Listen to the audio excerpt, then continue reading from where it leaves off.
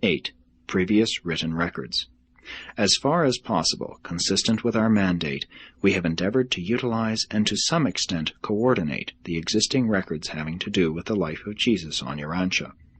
Although we have enjoyed access to the lost record of the Apostle Andrew, and have benefited from the collaboration of a vast host of celestial beings who were on earth during the times of Michael's bestowal, notably his now personalized adjuster, it has been our purpose also to make use of the so-called Gospels of Matthew, Mark, Luke, and John.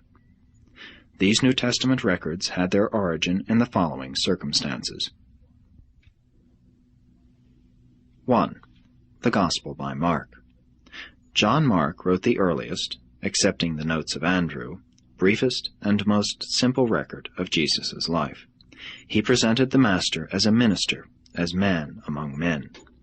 Although Mark was a lad lingering about many of the scenes which he depicts, his record is in reality the Gospel according to Simon Peter.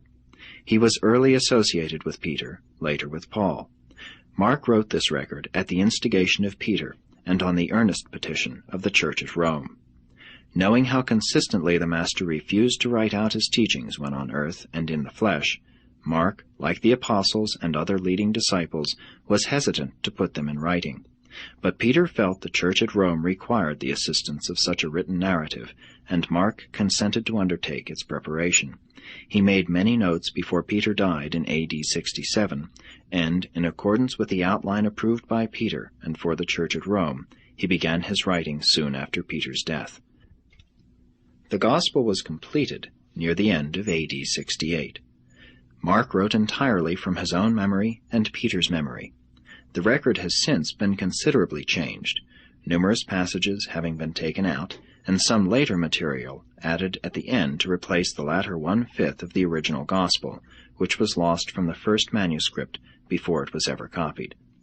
This record by Mark, in conjunction with Andrew's and Matthew's notes, was the written basis of all subsequent Gospel narratives which sought to portray the life and teachings of Jesus. 2. The Gospel of Matthew. The so-called Gospel according to Matthew is the record of the Master's life, which was written for the edification of Jewish Christians. The author of this record constantly seeks to show in Jesus' life that much which he did was that it might be fulfilled which was spoken by the prophet. Matthew's Gospel portrays Jesus as a son of David, picturing him as showing great respect for the law and the prophets. The Apostle Matthew did not write this Gospel. It was written by Isidore, one of his disciples, who had as a help in his work not only Matthew's personal remembrance of these events, but also a certain record which the latter had made of the sayings of Jesus directly after the crucifixion. This record by Matthew was written in Aramaic. Isidore wrote in Greek. There was no intent to deceive in accrediting the production to Matthew. It was the custom in those days for pupils thus to honor their teachers. Matthew's original record was edited and added to in A.D. 40, just before he left Jerusalem to engage in evangelistic preaching. It was a private record, the last copy having been destroyed in the burning of a Syrian monastery in A.D. 416. Isidore escaped from Jerusalem in A.D. 70, after the investment of the city by the armies of Titus, taking with him to Pella a copy of Matthew's notes. In the year 71, while living at Pella, Isidore wrote the Gospel according to Matthew. He also had with him the first 4/5 of Mark's narrative. 3. The Gospel by Luke. Luke, the physician of Antioch in Pisidia, was a Gentile convert of Paul, and he wrote quite a different story of the Master's life. He began to follow Paul and learn of the life and teachings of Jesus in A.D. 47. Luke preserves much of the grace of the Lord Jesus Christ in his record, as he gathered up these facts from Paul and others. Luke presents the Master as the friend of publicans and sinners. He did not formulate his many notes into the Gospel until after Paul's death. Luke wrote in the year 82 in Achaia. He planned 3 books dealing with the history of Christ and Christianity, but died in A.D. 90, just before he finished the second of these works, the Acts of the Apostles. As material for the compilation of his Gospel, Luke first depended upon the story of Jesus' life as Paul had related it to him. Luke's Gospel is, therefore, in some ways, the Gospel according to Paul. But Luke had other sources of information. He not only interviewed scores of eyewitnesses to the numerous episodes of Jesus' life which he records, but he also had with him a copy of Mark's Gospel, that is, the first 4/5, Isidore's narrative, and a brief record made in the year AD 78 at Antioch by a believer named Cedes. Luke also had a mutilated and much edited copy of some notes purported to have been made by the Apostle Andrew. 4. The Gospel of John. The Gospel according to John relates much of Jesus' work in Judea and around Jerusalem which is not contained in the other records. This is the so-called Gospel according to John, the son of Zebedee, and though John did not write it, he did inspire it. Since its first writing, it has several times been edited to make it appear to have been written by John himself. When this record was made, John had the other Gospels, and he saw that much had been omitted. Accordingly, in the year AD 101, he encouraged his associate Nathan, a Greek Jew from Caesarea, to begin the writing. John supplied his material from memory and by reference to the 3 records already in existence. He had no written records of his own. The epistle known as 1 John was written by John himself as a covering letter for the work which Nathan executed under his direction.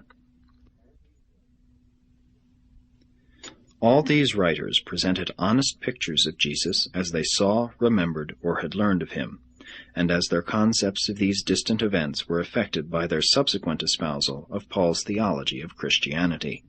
And these records, imperfect as they are, have been sufficient to change the course of the history of Urantia for almost 2,000 years. Acknowledgement. In carrying out my commission to restate the teachings and retell the doings of Jesus of Nazareth, I have drawn freely upon all sources of record and planetary information. My ruling motive has been to prepare a record which will not only be enlightening to the generation of men now living, but which may also be helpful to all future generations. From the vast store of information made available to me, I have chosen that which is best suited to the accomplishment of this purpose. As far as possible, I have derived my information from purely human sources. Only when such sources failed have I resorted to those records which are superhuman.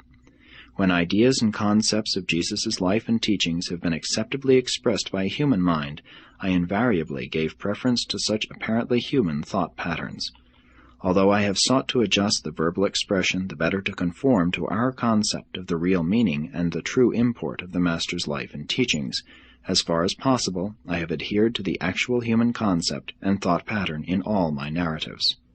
I well know that those concepts which have had origin in the human mind will prove more acceptable and helpful to all other human minds. When unable to find the necessary concepts in the human records or in human expressions, I have next resorted to the memory resources of my own order of earth creatures, the Midwayers.